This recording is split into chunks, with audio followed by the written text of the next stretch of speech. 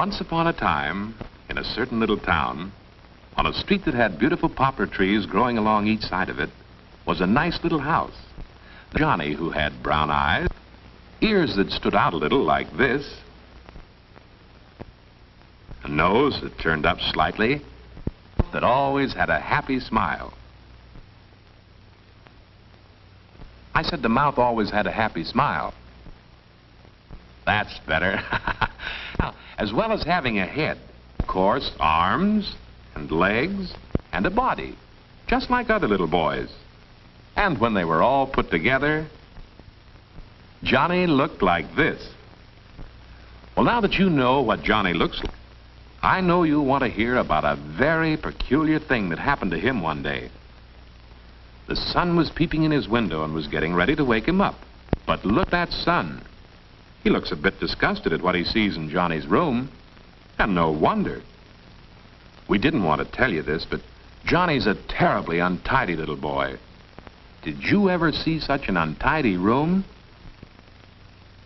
His mother had asked him so many times to hang up his clothes and put away his toys. And like all little boys, he had a good self who told him the right things to do. And he knew he should hang up his pajamas. But like most little boys, Johnny also had a bad self. And I don't know why, but Johnny seemed to prefer to listen to this bad self, who told him, "Don't be a sissy. Throw your pajamas on the floor." And the bad self won. Too bad. Now, of course, the bathroom's nice and clean and tidy.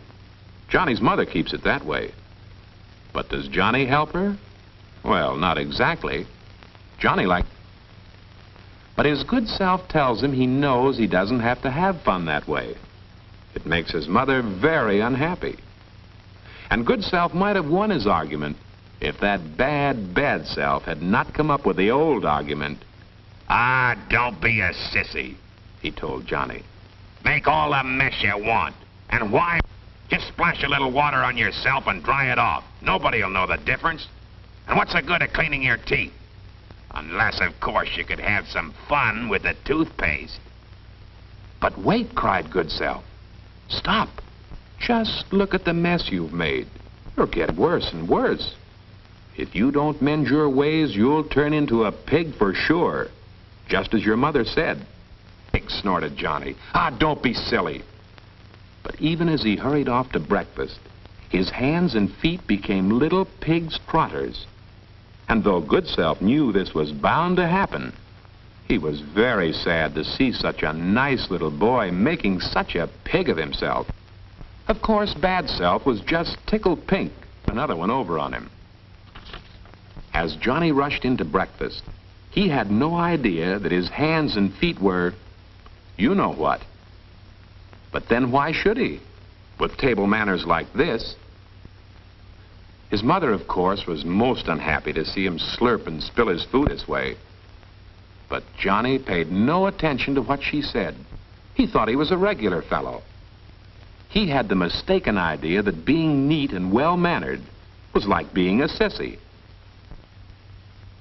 That was why when his good self popped up to remind him that all this bad behavior was going to lead nowhere, Johnny gave him an argument.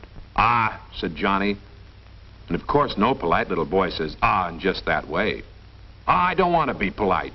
I want to be a ball player or a soldier." "Well, you won't be either one," said good self. "You'll just be a pig." This pig business was beginning to worry Johnny, and for a moment he began to wonder if he'd better change his ways. "Don't be silly," said bad self, popping into the picture again. "What does it matter how you eat as long as you eat plenty to make you strong?" Now that sort of reasoning seemed to appeal to Johnny, and he continued to eat as rudely as ever. "Be careful," said good self. "You're going too far." "Ah, hurry up," said bad self. "Show him you're boss around here." Then Johnny licked his plate and wiped his mouth with his sleeve. "He's getting to be more and more of a pig," murmured good self. This, of course, was just what bad self wanted. He knew he could get Johnny into even worse trouble if he could just get good self out of the way. Look out! Too late. As soon as Johnny got outside the house, he ran as fast as he could to the baseball field. And as he approached the field, he saw that the game had already started. This made him very angry because his bad manners and his rudeness had, quite naturally, made him also a very selfish little boy. "Give me the bat," he said to Tommy. "I want to bat first."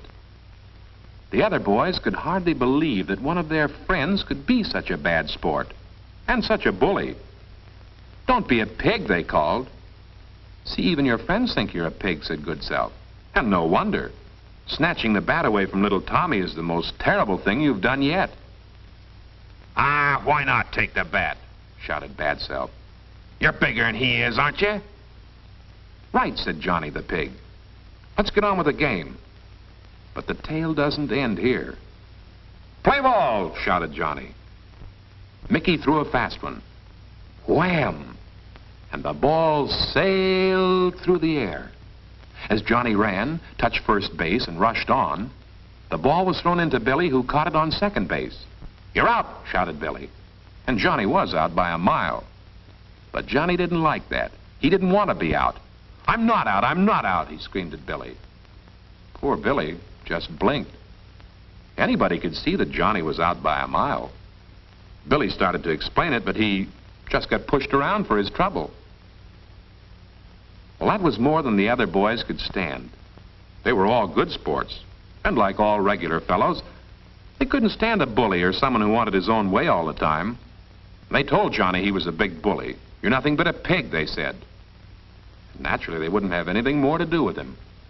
"Would you?" "Humph," said Johnny. "They all say I'm a pig. They're crazy." That's what Johnny said. But do you think they were crazy? Bad Self laughed and laughed as he saw what he'd done to Johnny. Good Self decided it was time to do something about it. As for Johnny, he began to feel pretty unhappy. All his friends had left him, and he had that empty feeling that everyone gets when they've been terribly selfish. There was nothing for him to do but go home.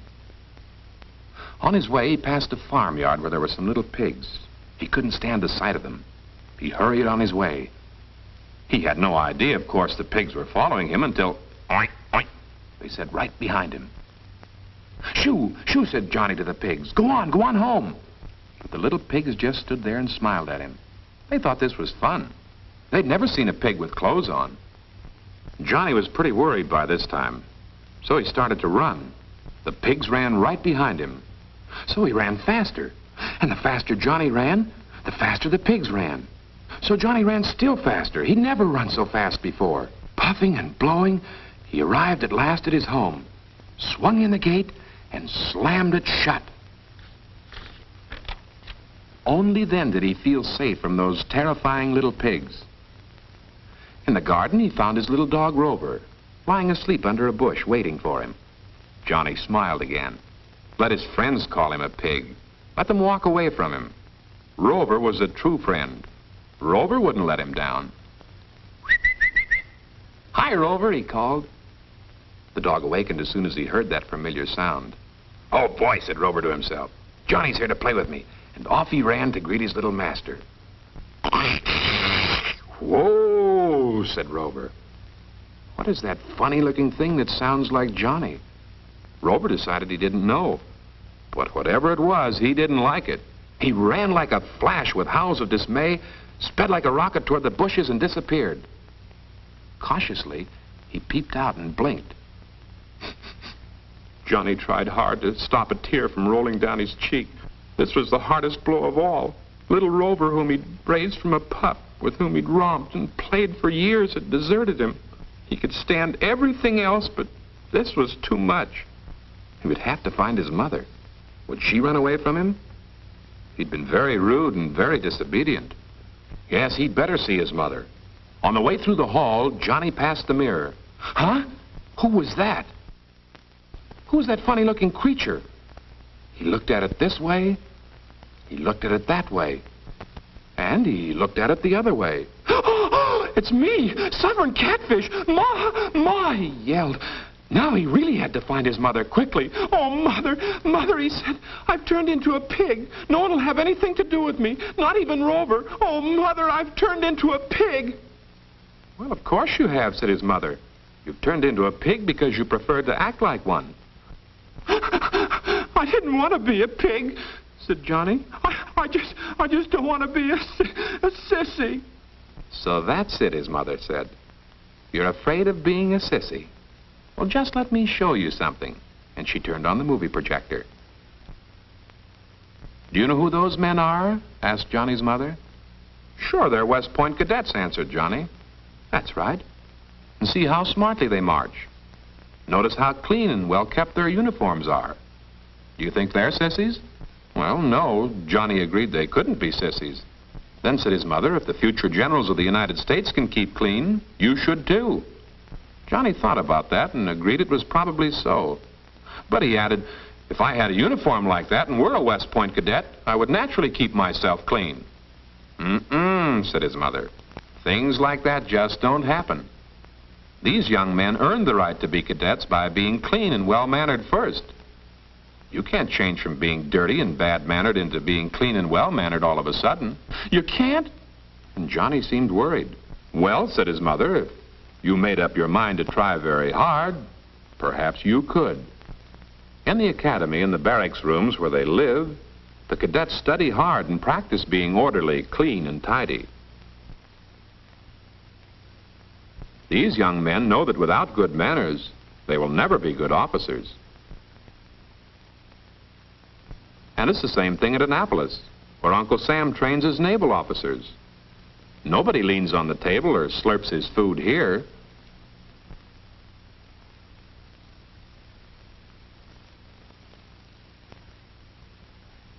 Here's the Navy football squad. But good manners are not forgotten on the playing field. The men learn to tackle hard and to tackle fairly.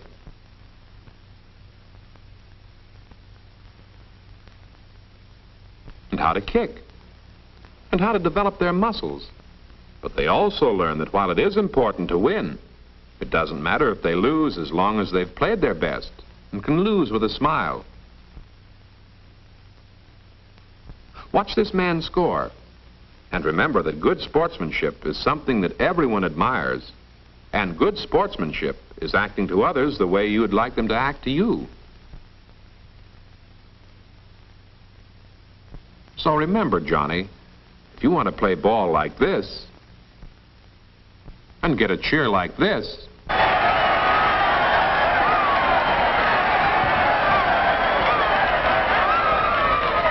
play fair. Play for the team and never, never act like a pig.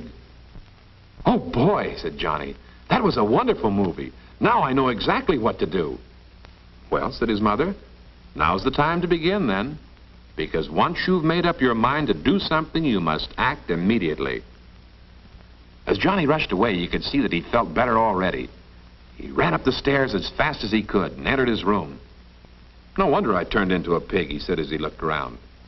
Quickly, he gathered up all his clothes he'd left scattered around and hung them up neatly in his closet, just as he'd seen the cadets do.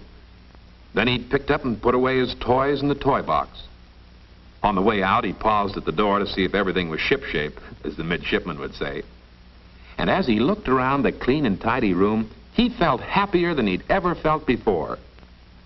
Suddenly, he noticed that his pig's trotters were once more his own hands and feet.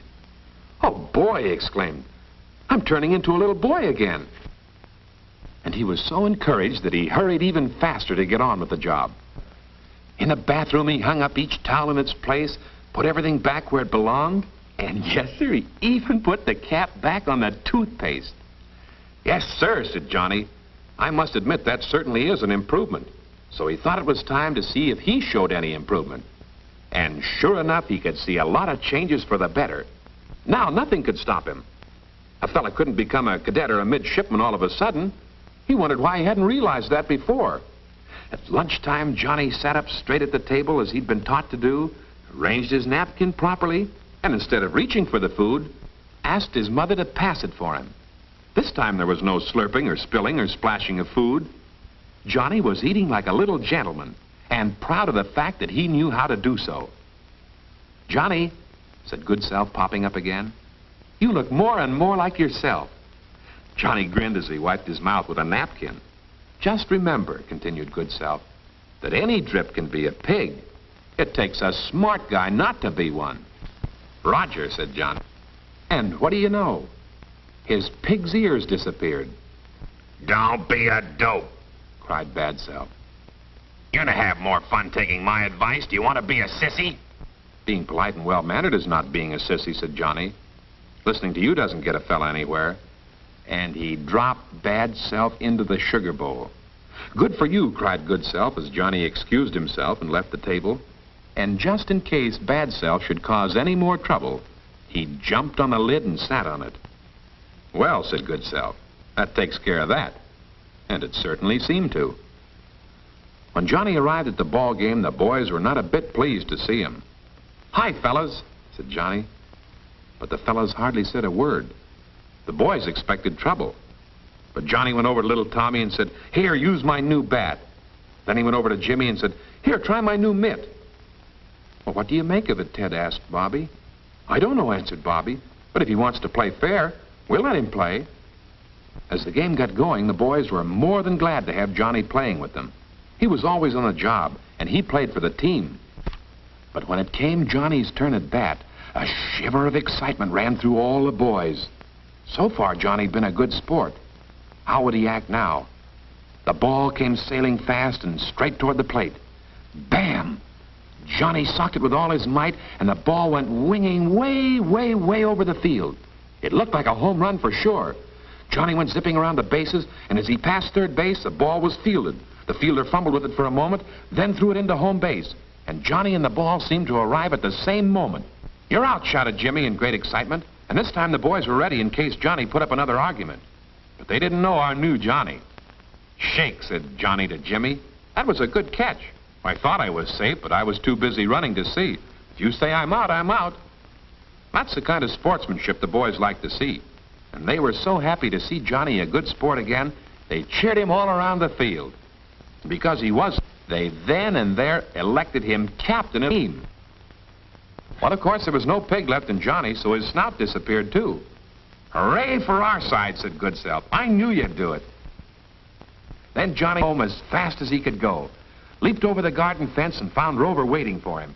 Good old Rover was overjoyed after looking like a man, and grinning as only a dog can grin, followed Johnny as he'd always done. "Mother, Mother," called Johnny as he came bounding into the house. "What is it?" she said.